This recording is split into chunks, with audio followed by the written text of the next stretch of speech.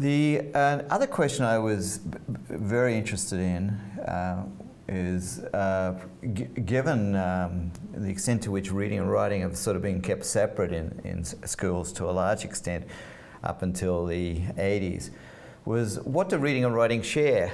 And indeed, a number of my reading colleagues actually did advocate for the fact that you need to learn to read before you can write. And as I've sort of suggested from the research on early writing, that's not necessarily the case.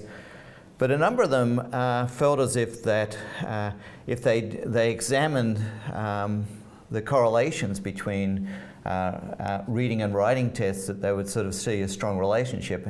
And indeed, they did find a very strong relationship that reading and writing across some of the tests, test of vocabulary, test of other sorts of subtests of reading and overall reading achievement with writing assessments, that there was a variance that was shared, according to people like Shanahan, of around 48%.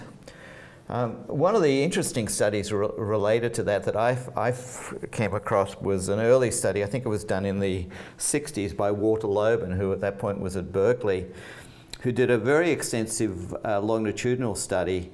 But he was very interested in the extent to which there existed in schools kids who were good readers and good writers, and whether there were kids who were good readers and poor writers, which would sort of confound that sort of argument that reading or writing share so much that if you develop one, the other develops, and which sort of relates to these sort of questions: are good readers good writers, or are good writers good readers?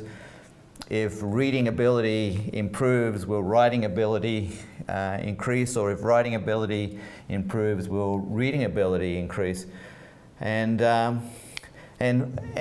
if you want those things to occur concurrently, are there things that might need to be done? But getting back to Loban's stuff is there such a creature, a person who is a good reader and a good writer? Well, in his study, he found, I thought, fairly interesting variation. If this was writing ability, the axis, and this ordinate was reading ability, and this being at, let's say, at grade level, he found that his good readers, kids who are up here, oftentimes extended as far back as this in terms of their these are kids who are good writers. Their reading ability might extend from below grade level to quite high, or kids who weren't as good a writers, but still fairly good. He would find a similar sort of range. Or in kids who were not as good again, a wider range, and kids who were poor writers, most of them falling below grade level. Well, what's interesting there is that one could sort of say, well, there is a trend that as you look at this thing, there is a trend which sort of befits the sort of correlational data that Shanahan and others had, which would suggest that certainly reading and writing share certain abilities. But the interesting question is, at this point in time when Loban's doing his work, that I think that most of the classes were keeping sort of reading and writing separate. What would happen if in fact you begin to put them together so that you actually have something facing much more of an integrated curriculum where you're integrating reading and writing? Would you sort of see a different sort of profile? But as I began to sort of do work in this area, I would oftentimes sort of say, well, I probably want a range of kids, and I want a range of kids in terms of reading and writing abilities. And sure enough, every time I was engaged with a teacher, they would come up with different rank orders of the kids who was in terms of their reading ability and writing ability.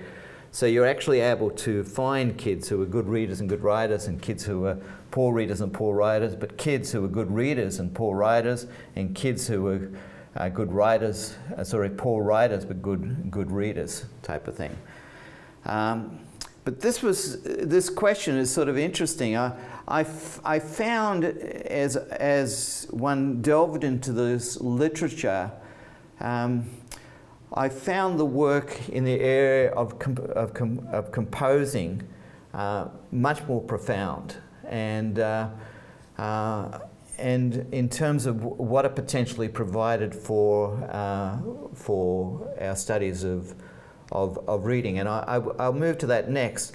But you can sort of see, you know, from this sort of still dominated sort of work in reading to some extent, the extent to which we're still sort of doing measurable sort of correlational types of studies. This work by Shanahan and others in the early 70s was still part of the emphasis upon reading, and an important development that occurred in the 70s was a report that Donald Graves was asked to write by the Ford Foundation, which he titled "Let's Balance the Basics," where he sort of said, hey, we have got to stop thinking about writing as expression.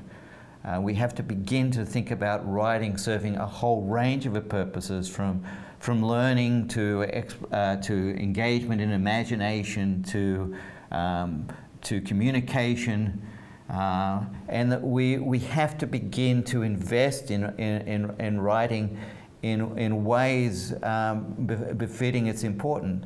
He argued that if you looked at, and he had the evidence that you looked at the investment in reading, that reading in terms of research dollars, at least in the United States, was getting $100 to writing research getting $1. And again, it was sort of like if you were talking about the integrated language arts, that writing was a poor, marginalized stepchild. And in one sense, it was probably,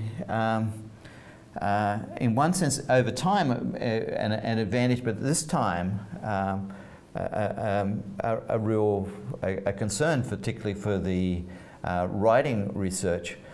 However, at the same time, the writing research people were very nervous that if in fact the reading and writing began to become too connected, what we would start to sort of see was some of the pedagogy in writing, that scope and sequence of skills, that sort of testing programs, that emphasis upon accuracy, which was sort of a world they didn't really want to get into.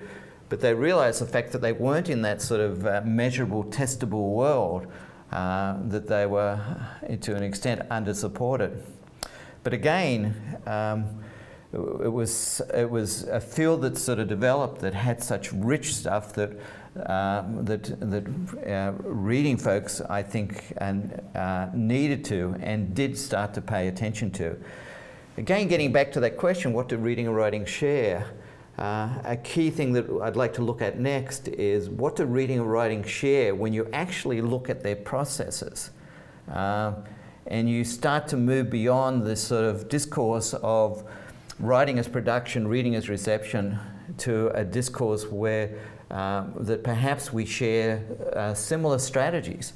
That in both enterprises you've got a form of meaning making, i.e. readers are making meaning, and writers are making meaning, and maybe there's some work coming out of the composing process work that would be invaluable for those of us in the reading field to begin to reconceptualize reading comprehension away from this sort of teaching reading comprehension, which focuses, from my perspective, more on outcomes. Did the child get the details, the main idea? Do they recognize cause and effect relationship? And begins to focus on composing processes.